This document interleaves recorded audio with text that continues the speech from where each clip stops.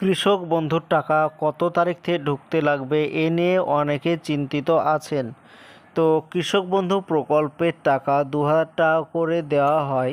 কৃষক বন্ধুর টাকা পেতে হলে এখন ভেরিফিকেশান করতে হচ্ছে। যদি ভেরিফিকেশান কমপ্লিট হয়ে যায় তাহলে টাকা ঢুকতে শুরু করবে। তো কবে থেকে টাকা ঢুকবে এবং কিভাবে ভেরিফিকেশান করবেন বিস্তারিত জানতে ভিডিওটি সম্পূর্ণভাবে দেখতে থাকুন। আমাদের এই চ্যানেল থেকে অনলাইনের সব রকমের তথ্য সবার আগে দিয়ে থাকি।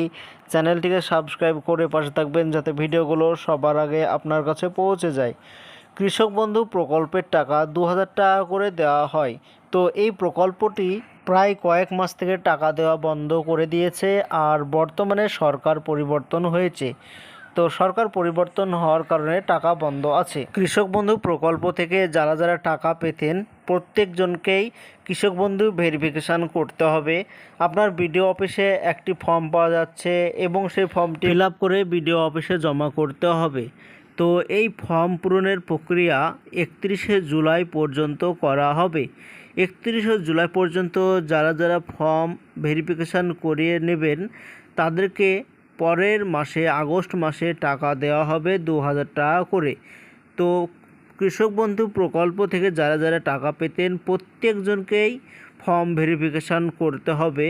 সেই ফর্মটি বিডিও অফিসে জমা করতে হবে এবং ৩১শে জুলাই পর্যন্ত ফর্ম ভেরিফিকেশান এটা করতে পারবেন এবং আগস্ট মাসে কৃষক বন্ধু প্রকল্প থেকে টাকা দেওয়া হবে এরকমটাই শোনা যাচ্ছে।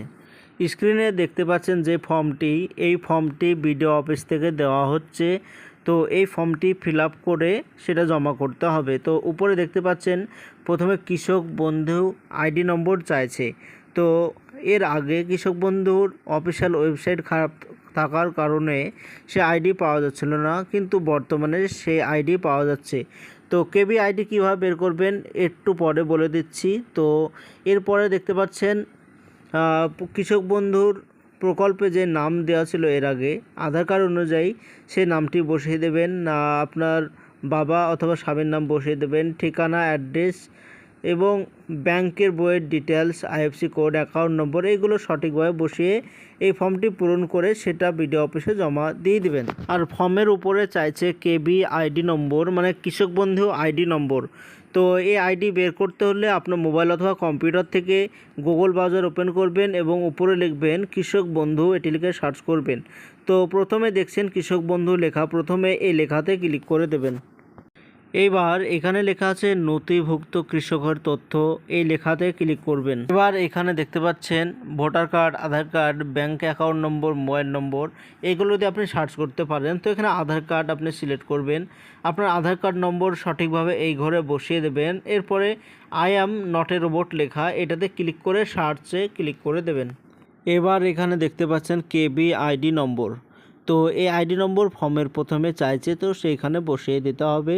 তো এর আগে সার্ভার ডাউনের কারণে দেখা যাচ্ছিল না, কিন্তু এখন দেখা যাচ্ছে। তো এটাই ছিল আজকের জন্য ছোট্ট ভিডিও। এরকম নতুন নতুন ভিডিও আমরা এই চ্যানেলে আপলোড দিয়ে থাকি, চ্যানেলটিকে সাবস্ক্রাইব করে পাশে থাকবেন।